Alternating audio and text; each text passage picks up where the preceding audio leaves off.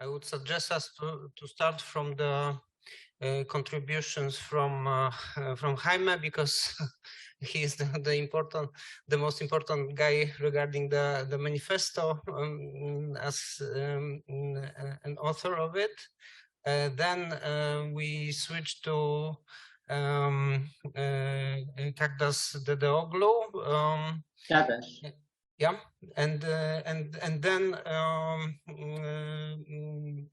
participants from here with short contribution to Jaime's presentation. So let's start from Jaime. Let me clarify again. It's not he. Jaime is not he, so it's not his manifesto.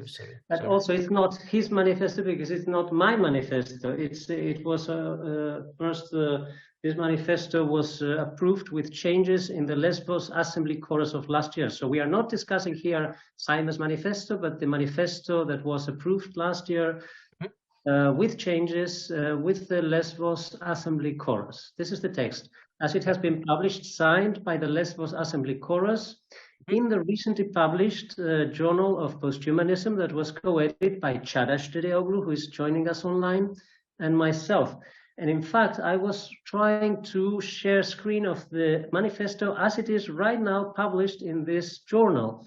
Maybe we can use this in the screen for going through it. Although I gave to you, to Evie, copies, printed copies. Yes, everybody has a copy. Okay, so, I can still put it on the. Can follow.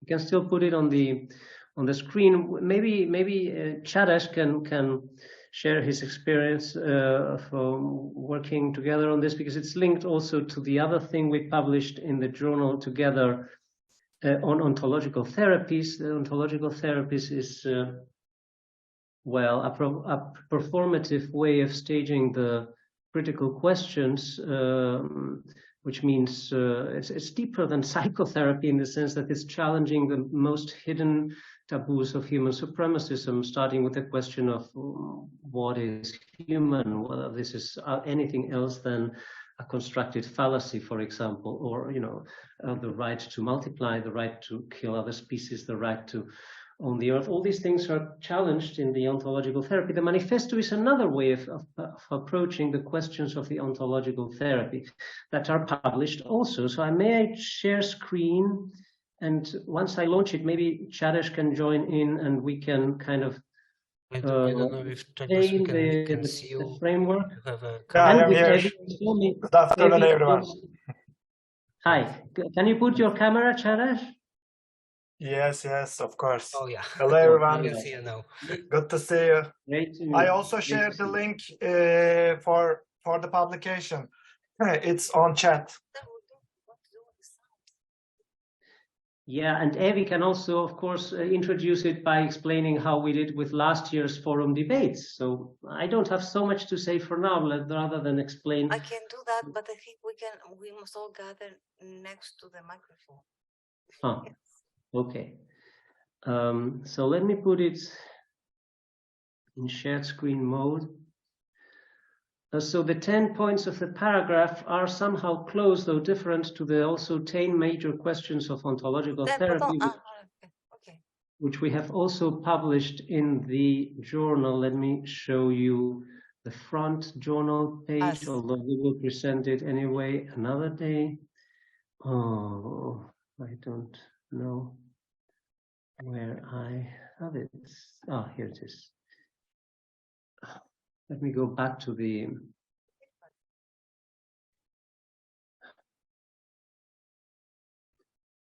Yes. So this is the main page of the new-ish journal issue. I can say some things if you want. Please. This is the form of the Metahuman Futures Manifesto as it ended up to be, in the form it ended up to be, after the assembly last year, in the first Metahuman Futures Forum. It happened in October 2022. A lot of people who are in this room now, a lot of participants in this conference, contributed with one way or another, commenting on the manifesto. We had a very long discussion, and this is the form we all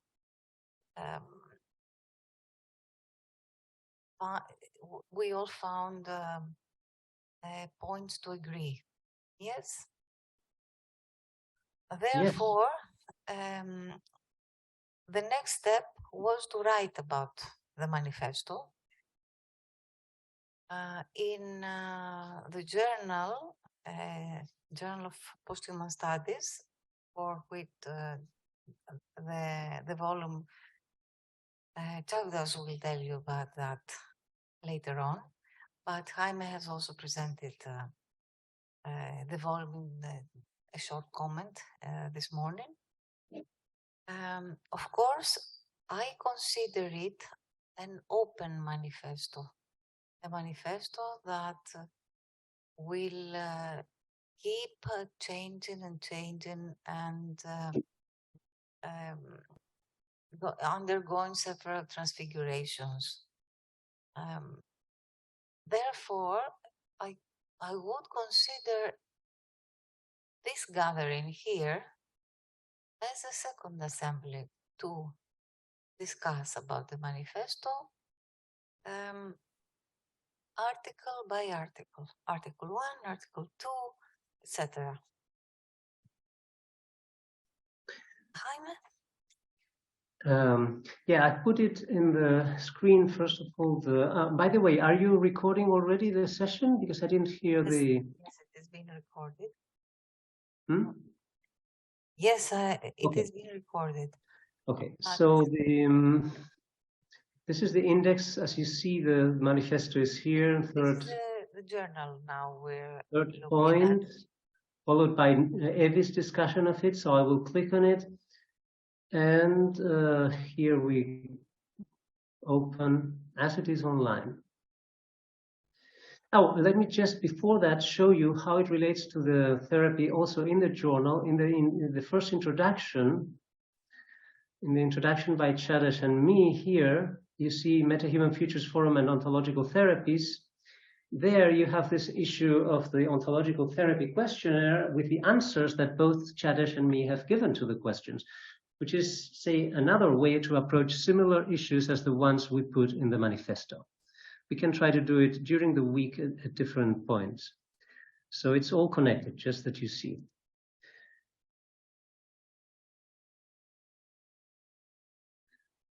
Okay, so what would you prefer to do? Do you prefer to everyone reads it silently, or someone there wants to read each paragraph? Or I don't have much strength, to be honest.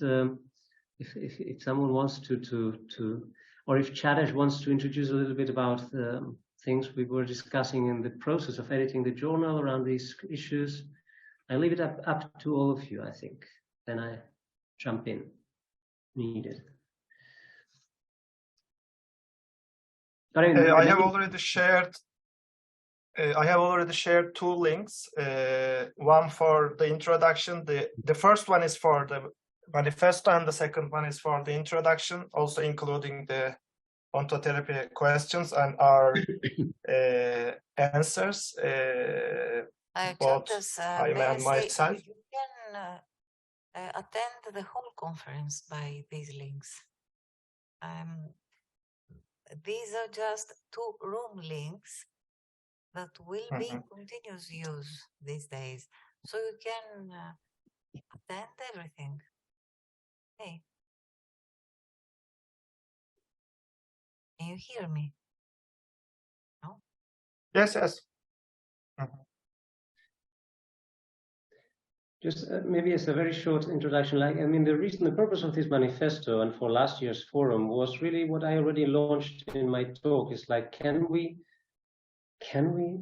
discuss these questions? Like, why is everyone looking away? And why is even at times critical posthumanism to me at times still also looking away from these core questions, like, you know, are the pigs in the cages the real cyborgs of our times? Can we really put this as the core of the whole extinction crisis we are creating for ourselves?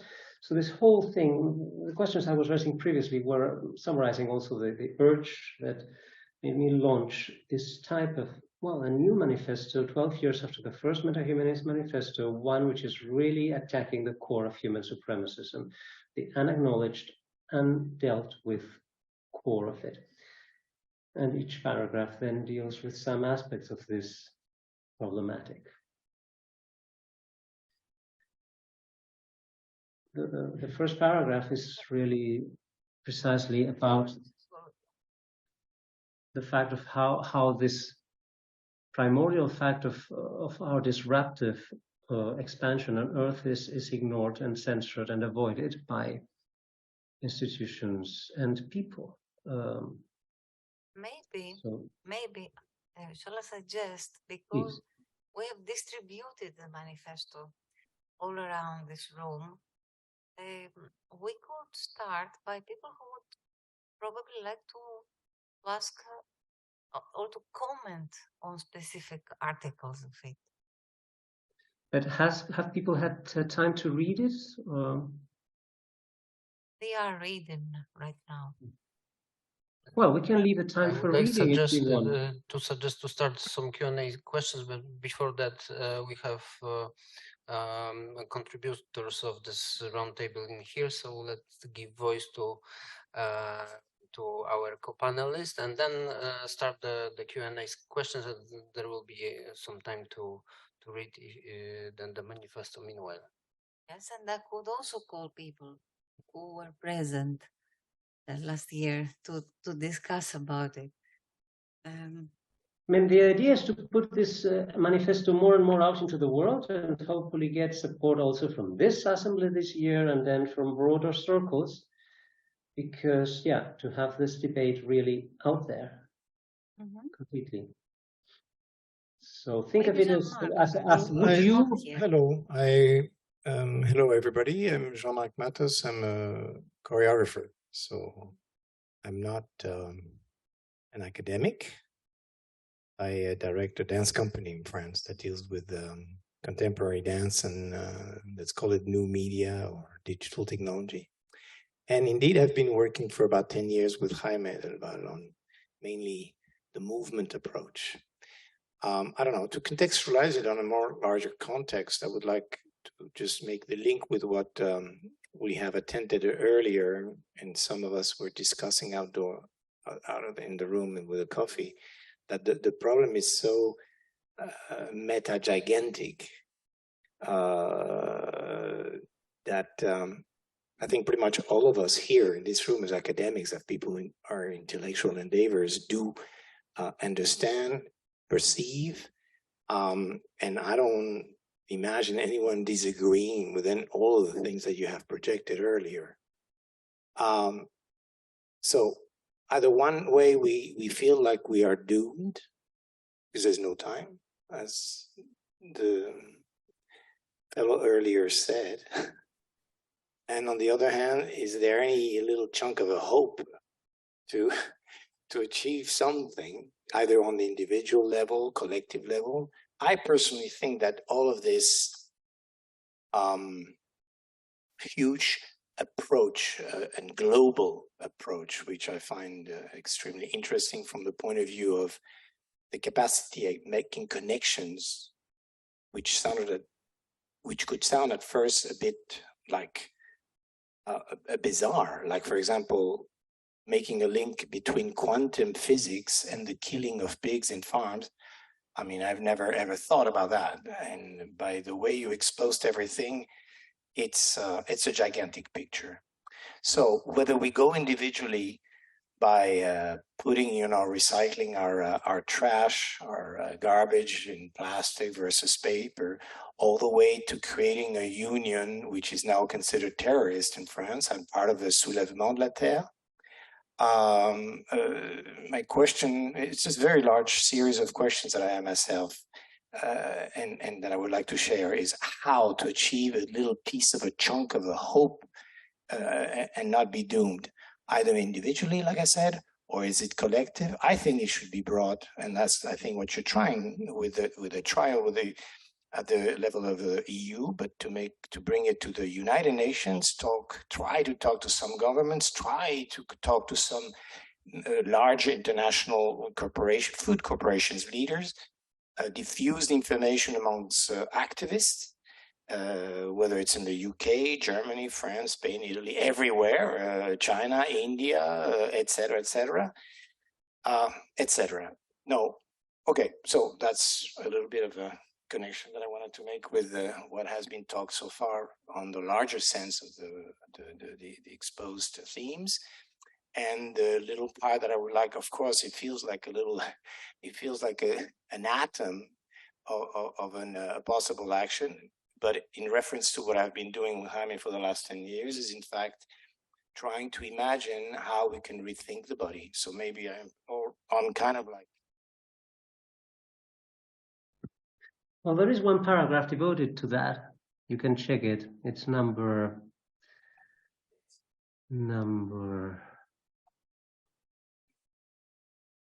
Sorry. I sort of find, as a choreographer, as an artist involved with running a company, making pieces, trying to be well known or not as well as possible, is to link an artistic approach with a much larger, broad approach to the body. And that for me makes a lot of sense, because it connects with many different philosophical approaches to the body, where it comes from Michel Foucault, from phenomenology, all the way from Spinoza, from et cetera, et cetera. I mean, the list is huge. And I find through this Meta-Body project, which is the name of the European project that Jaime launched about 10 years ago, which I participated in as a French participant of a European project, is that it has given me food to think through the way of using the body in different other ways. And it happened to be that as a movement creator, my tendencies were going somehow in the same direction, which I found extremely interesting, by asking professional dancers, experienced dancers, to move differently, to go away from their known patterns, away from their habits, to devise all kinds of methodologies on how to invent and reinvent inhabitual movements, which could be based on uncertainty, basically to bring the simple body that we all are into different dimensions that could connect with intellectual thinking, with critical, with activism. Well, that's all I can say on my very modest, from a very modest point of view. And that has led to participate, and there is a talk about ourselves later on, to the newly created EU-funded project called Bodynet-Khorós, which kind of encompasses all these issues. Reinventing the choral collective body, creating networks of connected bodies, doing, all these things that we have invented and expanded over the pandemic, between the online hybridation between online and offline, and a lot more. I think I've said a lot of things in little time.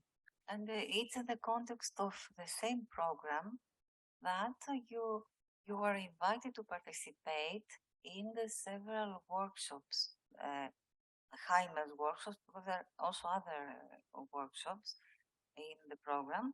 The Khorós program is related to this specific EU project that our department and Jean-Marc and Jaime are involved in. So within those projects, we try to devise workshops that address everybody. So you don't need to be a dancer necessarily or an expert mover at all. It addresses everybody. I have the deep intuition, and perhaps it's more than an intuition, that via the reconsidering our bodies, via also the use of technology in the way I use it, which for me has a bit of a vision, not an answer, but a vision about capacity at re-embodying a disembodied body, well, carries me through, connection between the very minute little art making with a much, much large problem is the one we've been talking about, and so on and so forth. Yeah, I was pointing point 3 of the manifesto on the screen because it's the one more focused on this question of the body and movement.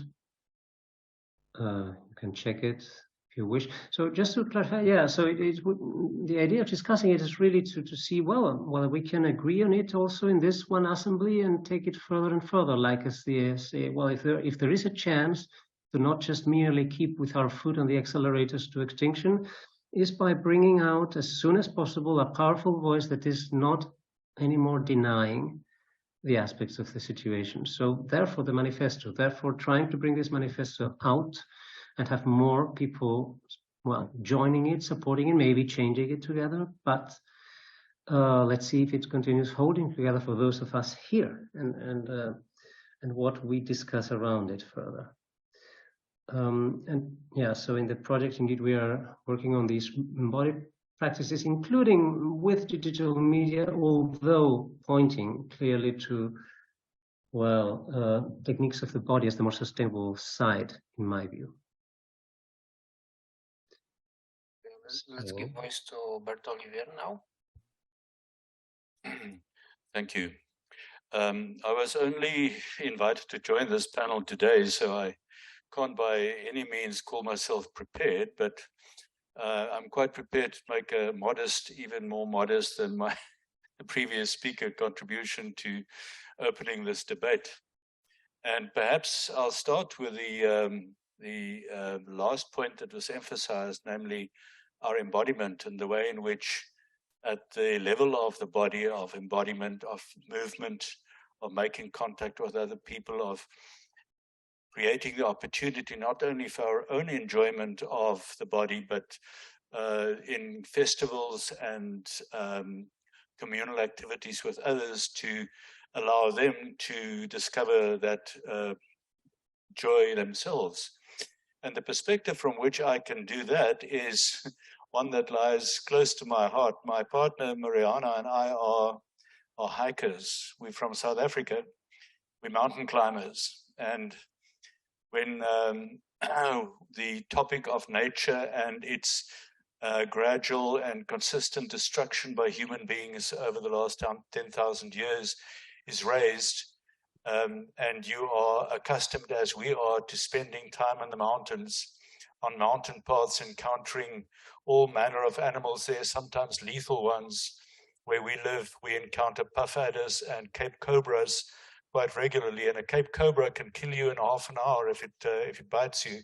But we respect them in the sense that we just leave them be and they go their way and we go ours. But the point is, just like our hunter-gatherer forebears, that kind of bodily experience of immersing yourself in nature, in forests and the Rocky Mountains that we find in the Western Cape where we live, immerses you in an ecological context that most city dwellers never experience and probably never will experience. So from that point of view, the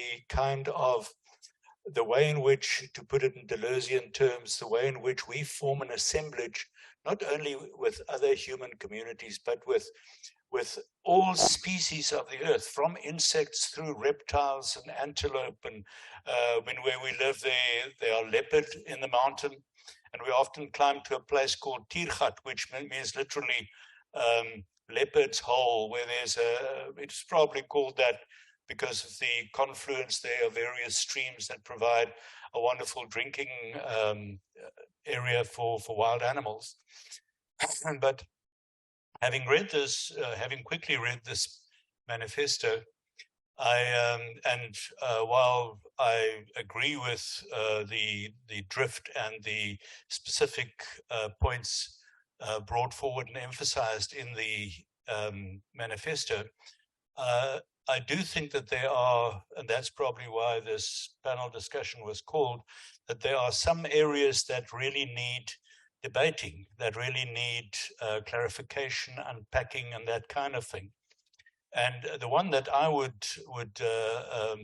just off the top of my head highlight is a question of that the manifesto raises concerning overpopulation. While I think probably most of us would agree that the Earth is, from as far as humans are concerned, overpopulated. The question as to how to reduce that population is a very sensitive one and obviously a very contested one. That's something where I think we could certainly put our proverbial heads together and talk about it in a rational but also a circumspect manner, considering the fact that our oppressive presence on the planet has become a burden to, over the last 10,000 years, for all the other species of animals. So it's something that rests on our shoulders as a very heavy burden. And the point that's made towards the end of the manifesto, that we are in for an unprecedented fight. Make no mistake, we are. To come up in whether it's in a limited context or in a larger context involving more people, whether you use the spoken word as, which is still I'm a philosopher, I try to be, which is still my preferred mode of communication, even though I work in cinema and often use visual artifacts to teach that. But we cannot underestimate the effect of making use of every opportunity that presents itself to put across to others this kind of message, not only verbally, but also in writing. And my way of doing it is to, for example, discuss, just off the top of my head, a series that I love called Sense8, which was made, Sense8, you know the series? Which was made by the Wachowski sisters, previously the Wachowski brothers who made The Matrix. And I've used that in various talks and written articles. I have found it incredibly valuable to use that series as something of a paradigm for what it is, what it would be to accept otherness. Because I think that is the fundamental theme of the series, is that human beings, generally Homo sapiens, cannot accept otherness or others who are really other. And as a result of that, they pursue them with lethal intent. And in this series, of course, although it deals with the tension and fight between humans, Homo sapiens and Homo sensorium, it's biological science fiction for those of you who haven't seen the series. But an incredible series, because its implications ultimately, as symbolized in one of the ultimate, I think it's the culminating scene sequence in the series, where the Homo sensorium cluster of sensates, which comprise the center of action of the series, finally meet triumphantly. It becomes a kind of an embodiment of what it is, what it would be like to live in a world where otherness is accepted. And of course, from there, you can draw the line to go beyond Homo sapiens and Homo sensorium to include all other species. By implication, that is what the series says. We must learn to accept otherness. And if we really do, it is our ethical duty to take the direction that the manifesto proposes. Thank you.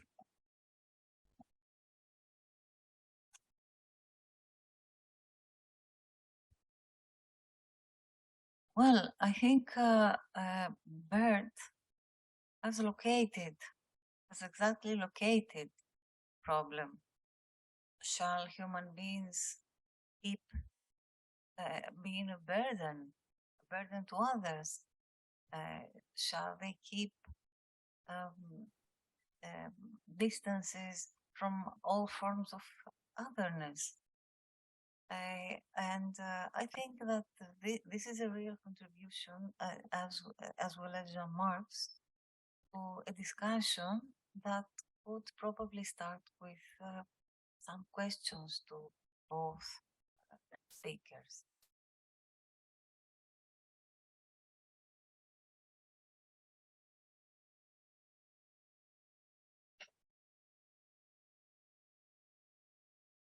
Yeah, so let's start questions.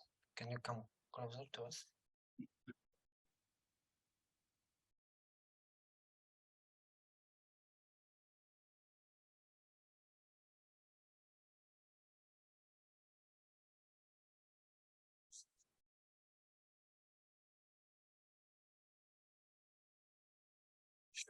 Can you hear me all right? Just one challenge, I suppose. You start here by saying all of humanity, and then you describe those people as those who believe in the concept of a distinct, superior, and singular species, which discounts probably most of us in this room. And also we talk about human supremacism as the key problem here, which again invokes the human, a unified subject. Jaime's talk as well, again, you kind of relied upon a universalized subject, the human, when you called them all pathological, etc.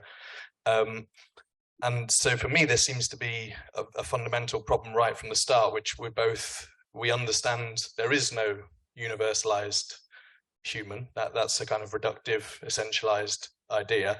And at the same time, we're invoking it a lot to deconstruct it in some way. So there seems to be a fundamental tension here that we haven't really dealt with, I feel, and just wondered if I could throw that out as a challenge for, I don't know, you guys to reflect on. I can reply to that, because of course I have thought about it a lot, and I play with that tension quite intentionally, because of course on the one hand exposing that the human is a fallacy, and on the other claiming that it's a sect of 8 billion psychopaths. Yeah.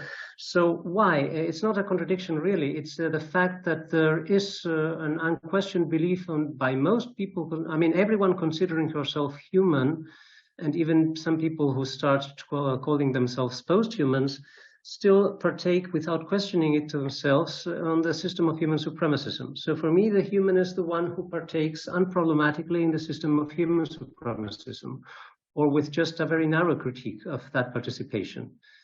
So that creates a larger picture. So, you know, it's a fallacy to consider that everyone that is considered by current biology to be a human is part of that humanity.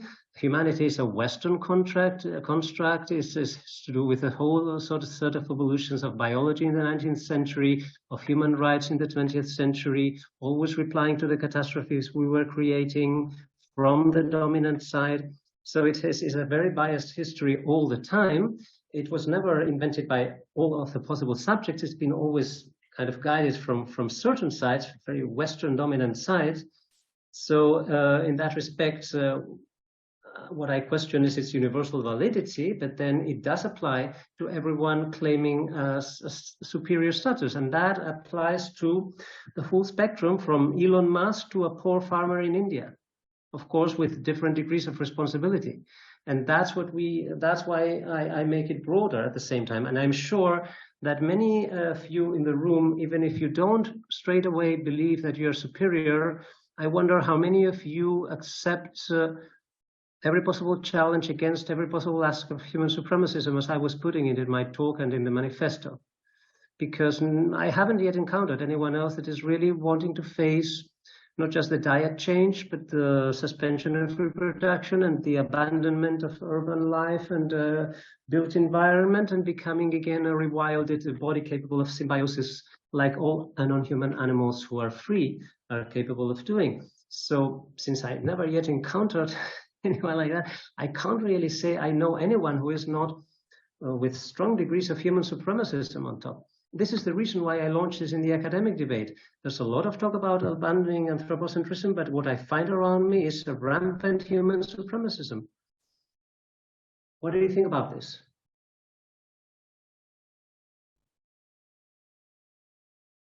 And that's why I use we use the commas, the humanity between, you know, so it's a concept that is questioned right from the start. But so the way of living associated to it is what we are caring about. And so there we have a problem. Who is ready to assume these challenges in the room? I don't know who asked the question. Was it Adam or no? Sorry, I can't see you. Hi, Homie. It's Alex Thomas. Okay.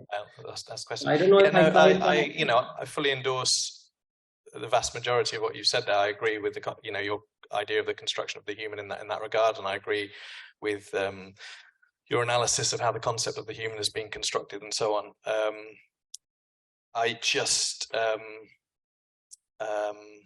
yeah, I mean, I take on board that you are wrestling with this idea. I do wonder, though, if you're asking for almost humans to not be subjects, kind of come from it. We are humans. We're all sat here debating using language. There's certain things we do that differentiate us in certain ways, and post-humanism, metahumanism is theory done by some kind of human and intelligible to other humans and so on. And as subjects in process, I guess we are situated beings, and I agree that there will always be a hint of human supremacism coming along with that, because all beings ultimately are, fighting for their survival in some sense. And I suppose, are you asking for us to not do that, just to be the species that steps aside? And I guess that comes back to your question around how do we get down to 1 billion people voluntarily? That's unlikely to happen, and therefore what are we saying? So what does this anti-supremacism, if you like, really look like, especially if we cannot get down to 1 billion voluntarily? I suppose that becomes a question. How much anti-supremacism are we, how far are we going with an anti-supremacism agenda, I guess? Well, I would like to go back to what you were saying about we ultimately being human in various ways. Like this is the first question of the ontological therapy test. Always the first question is always, do you think you're human? And maybe we can launch it in the hall right now. And so let's see what people think. Maybe you can start by answering yourself, although I think you kind of answered in what you just said. We are kind of human because we're using now this system of communication and this way of thinking and so forth, even if some of us are trying to question some of these aspects, right? Think of it, the others maybe, and we can exchange on this. Well, first of all, again, it's as if this human would exist. I mean, what is it? What is it? Is it the verbal being? Is it the rational being? Is it? I mean, these are all, excuse me for using it as bullshit concepts, that have been created for justifying a divide. So if we don't want to justify a divide, if we are against working against the divide, then the concept is there just to be demolished. It doesn't serve any other purpose. So as part of my becoming with other creatures, what I cultivate a lot, thanks also to my neurodiversity, my despise of human gossip, my kind of not being very comfortable with excessive verbality, my cultivating the nonverbal spectrum, my cultivating movement practices, my cultivating being outdoors more and more and more immersed with life forms, foraging, and all sorts of things. Well, this is what gets you in a mode which is much more than anything the human, the believer in these constructs of the verbal and of the semiotic. And so for this semiotic will have to be used provisionally as part of the undoing of the catastrophe, but it doesn't need to be there for much longer. So the mutation that we require is, well, regaining a lost sensitivity for what all other non-humans seem to still cultivate pretty well. We can call it non-verbal, we can call it many things. I call it many diverse things when I elaborate the theory on it. But the theory is just a very small part that is needed because we are in the age of books, in the age of accumulation, in the age, and that in order to undo it, theorizing is just one of the steps. But the real work is not done in theory. The real work is done by inventing new movements. And that's where we stop being self-obsessed in our paranoias. So we need to understand, I think, how is it that the human, so this self-obsessed creature driven by the tendency to rational semiotic abstractions, dominion, and fears, came about, and I related, as I was previously mentioning, to an embodied history, a way of becoming atrophied, of becoming externalized in tools. The more we externalize ourselves, the more atrophied, the more self-obsessed. Then we create built environments. We are alienated from nature, from everything beyond our built environment. We are obsessed in our paranoias, in our lacks, because we lack fundamentally a richness of embodied experience. So I think by regaining and reinventing and taking further creatively a richness of embodied experience, we can exit the loop of our ridiculous self-obsessions and paranoias and fears. And all of this, from a personal perspective, I can tell it works. Without it, I think there's no solution. If we just keep writing about it, sitting at tables and being fearful, paranoid humans, there's nothing to do there. Hence, for me, the importance of movement, because every kind of movement is a type of thought. So the rational thought of clicking on screens and writing linearly and so forth, that's one type. It's the most reductive one that's ever come about. Every species in the planet is one mode of thinking, or several ones. So there are 9 million intelligences on Earth. We are just capable of understanding ours, which is a real tragedy. So each type of species is a type of movement. So the intelligence is in the movement. By developing new ways of moving with the world, each one of them will be a new intelligence as well. But the higher the intelligence, the more symbiotic it is. We have developed, hence, the lowest intelligence I have ever come across, which is the most destructive one. Thank you again. Again, very good answer. Just one, I suppose, little follow-up. So, okay, I agree. Let's discard the human as a concept, but we can still say we're contextually bound beings in process. Maybe 8 million differentiated beings in process. Maybe we don't even say 8 million because there are many billions of creatures, and we are along with all of those. But I suppose, is there a danger? For example, you yourself have just said, you know, this feels somewhat natural to you to forage and to do, you know, kind of experiment with yourself and start to, for your personal being in process, transition to these kind of better life ways in a sense. But there are still 8 billion other people who have a different experience, are differently contextually bound. And is there a danger of an inherent authoritarianism by kind of assuming that your way is the right way? I know that's quite a challenge, but that's unlikely. You know, unlikely. Yeah, I think that's unlikely, considering the fact that what I'm trying to reverse is the authoritarianism of the 8 billion people who are creating a mass extinction. That is what I find authoritarianism. That everyone with you on thinks that. has to be. Huh?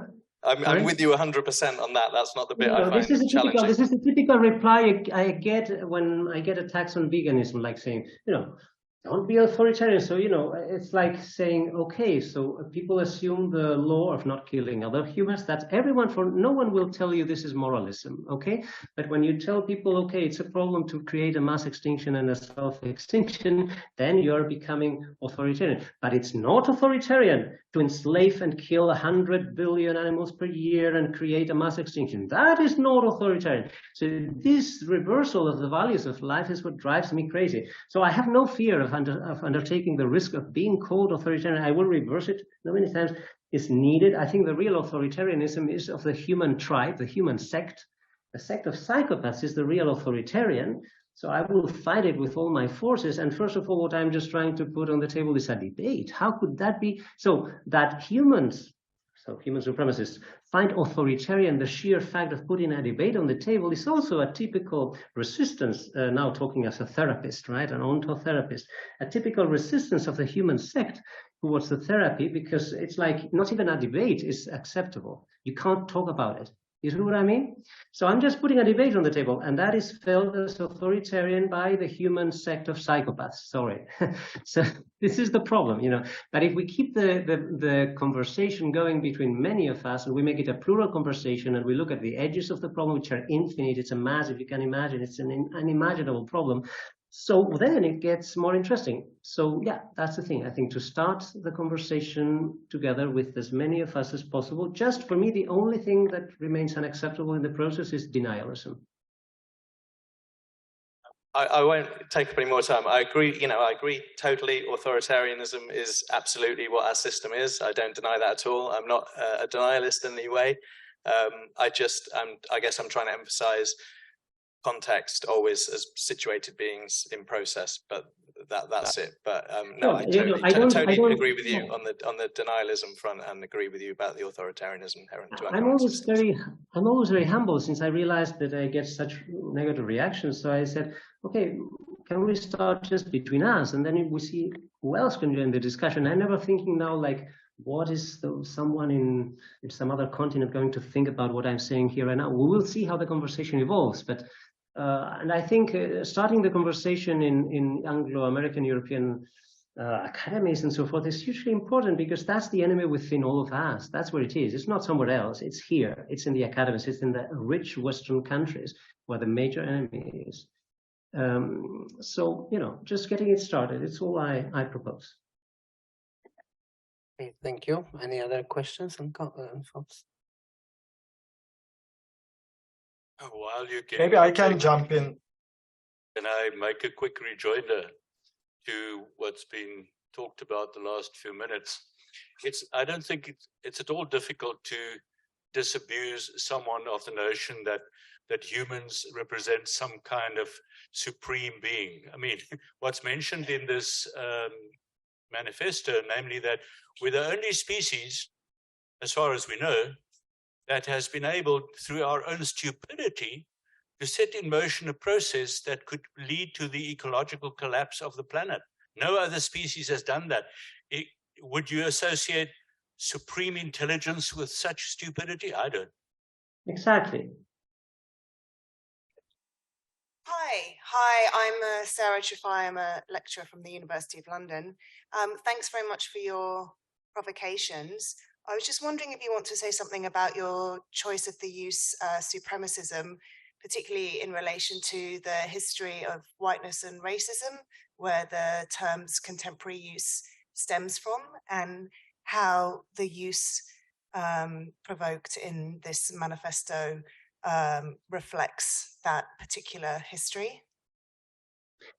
Well, supremacism is the choice I made amongst different ones which are used contemporarily by various thinkers: exceptionalism, supremacism. There's different wording that is used nowadays for well, Haraway, for example, I think calls it more exceptionalism, right?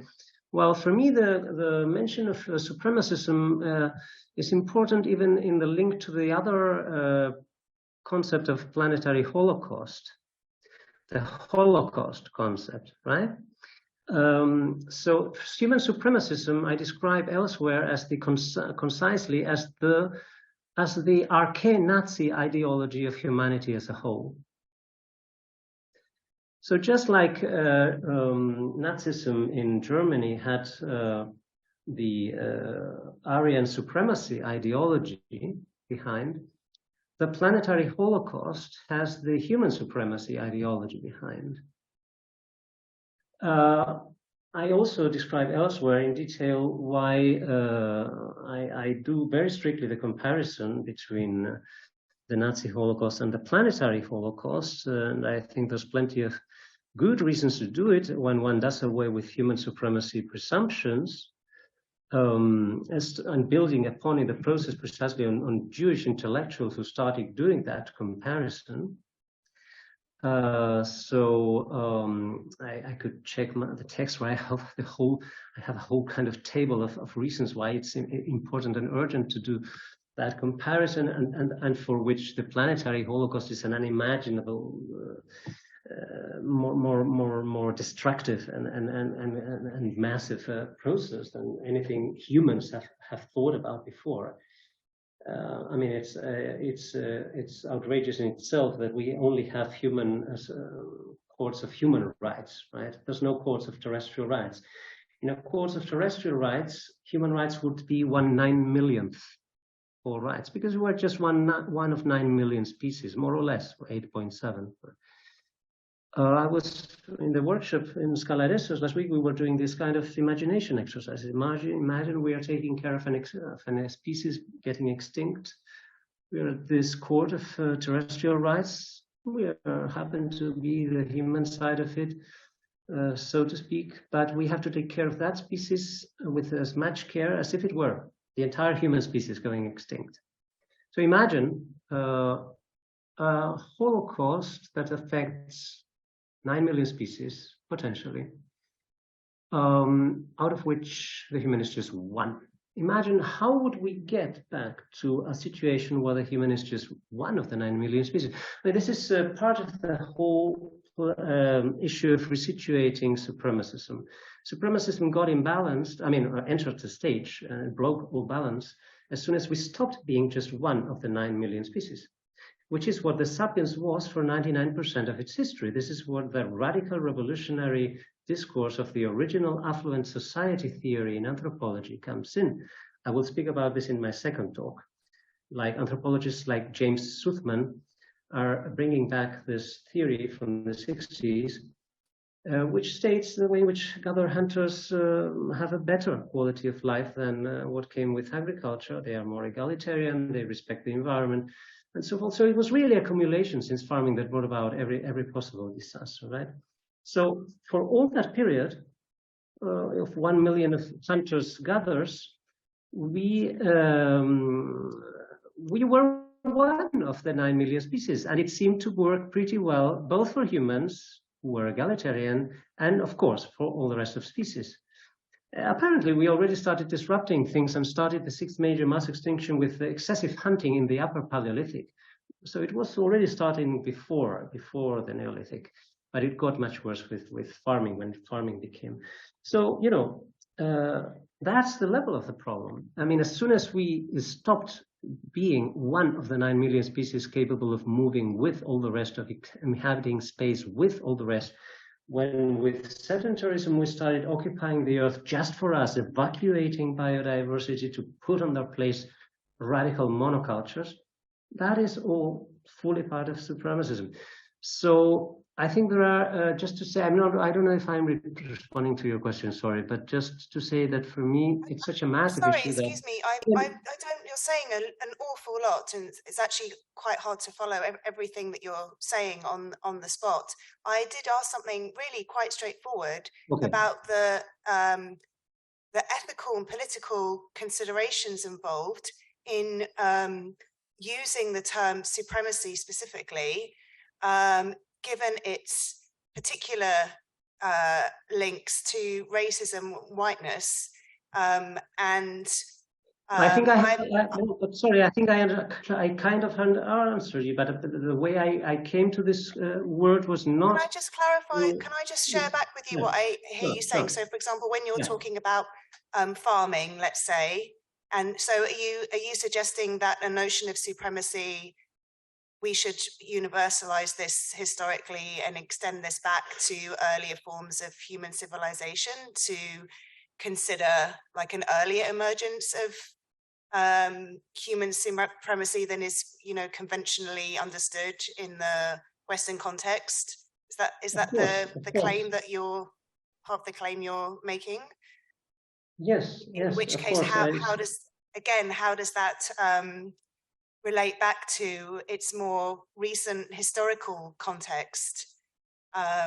This term is, of course, an extremely powerful and important term for an anti-racist and decolonial context. So I think there's quite a lot at stake in any kind of universalizing. What I am trying to clarify, and I did in my talk, is that there's no way to approach the colonial problem and the racial problem without understanding that its source is in farming. The dominion of other life forms, plants, animals, and the earth is the foundation of everything to do with colonialism, of course also capitalism and racism. If we think that we can address colonialism and racism without addressing the deeper problem of animal, plant, earth colonialism and dominion, we are completely wrong, in my view.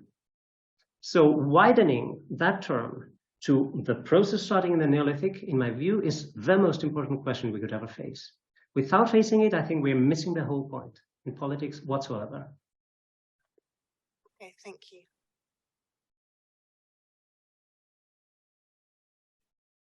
I do get your point. I know this fear of, overusing one term, deploying it if it's so specific. But, I think human politics has lost its reference. It's centered on itself, and it will never deal with the problems it needs to deal if it keeps centered on human issues.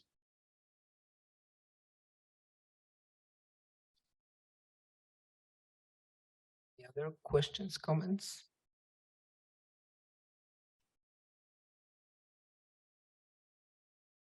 Maybe a couple of comments on it Hello. from Toronto, if you have time.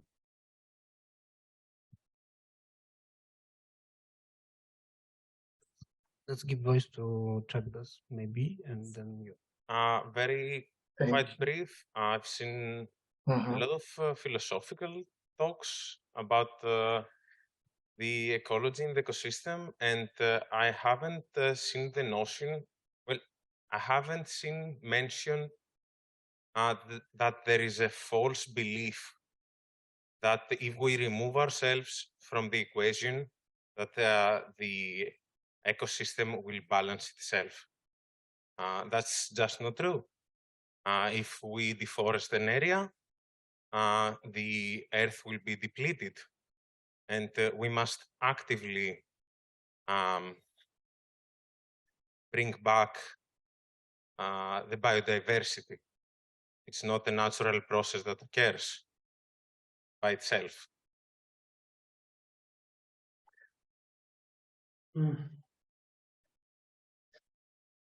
Where was the point you were mentioning on this in the manifesto? I believe it's important to state that there must be an active try, and not just to remove ourselves from the destruction of the ecosystem. Sure, I think there is some mention to this in the end. Like there was never the idea of kind of simply removing, but but we could mention more specifically the regeneration of ecosystems. I mean, this is part of the upcoming needed biodiversity laws, and they are not even approved at this point in Europe.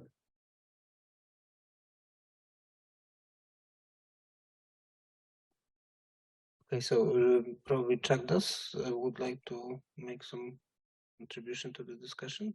Thank you so much. Thank you for organizing this roundtable. It has been a fascinating one. I think there are a couple of important comments, especially regarding the use of human supremacy, whether or not it's efficient and sufficient, and how we can prevent it to be a cooptation, another white colonial cooptation of an important terminology. And that's, I think, the central issue here. We more or less agree on the problem.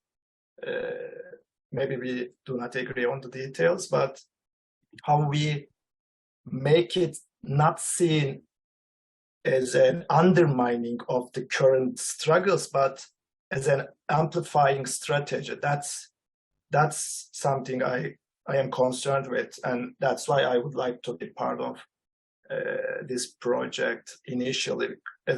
My background is in political science, and especially the last item, the last article, the transformation, because when we start criticizing big assumptions like humans' superiority, or when colonialism initially started, then things starts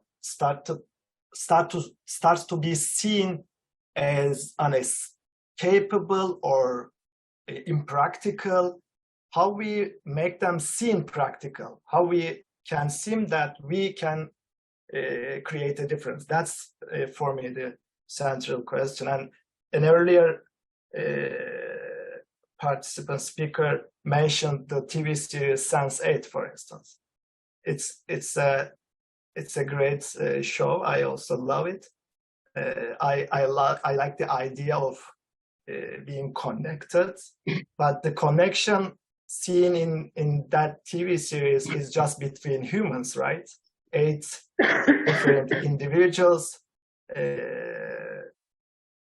born same day in different, lived in different locations, etc. But we are billions of species, and some of us may have similar connections with other species as well. And one of the ontotherapy questions is asking how we will perceive killing of a non-human dog family and killing of a pig in a farm. Are we seeing them differently or at the same level of ethical stance? That's for me a very good start to think practically about these things.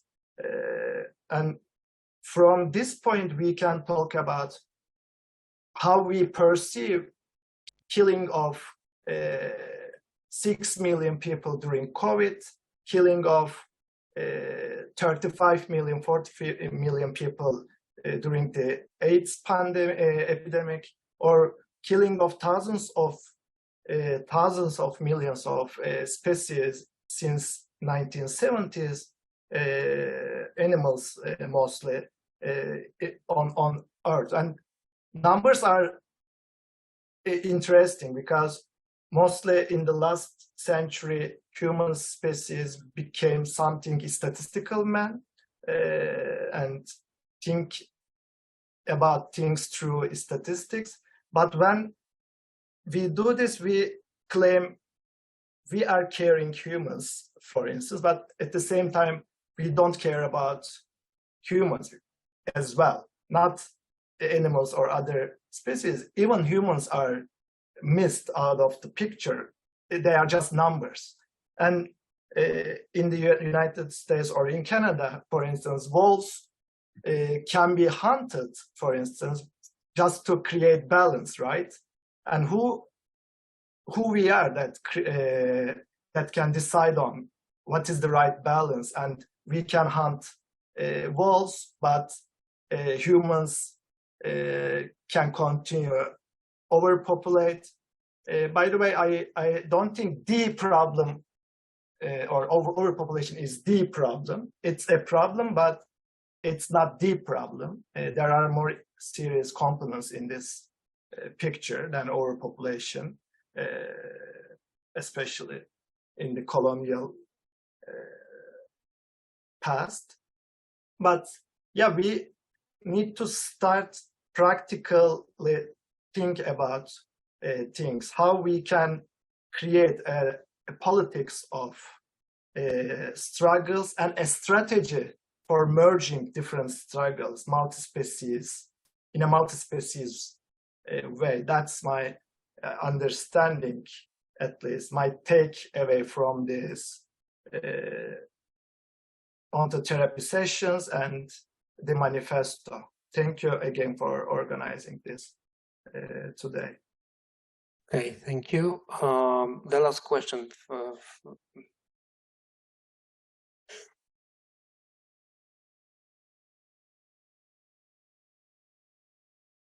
Some of my questions, it's multiple questions, have probably been covered by previously, and kind of agree with most of the the questions and the challenges. I would like to return a bit the conversation towards the issue of totalitarianism, because in the manifesto, almost every paragraph starts with the "we need," what we need. So I think we are kind of taking for granted a collective identity, a collective existence as a species, which completely leaves out of the conversation the concept of individuality. So how exactly can we promote freedom when we do not, we define our existence based on a completely collective idea? To me, that sounded quite totalitarian.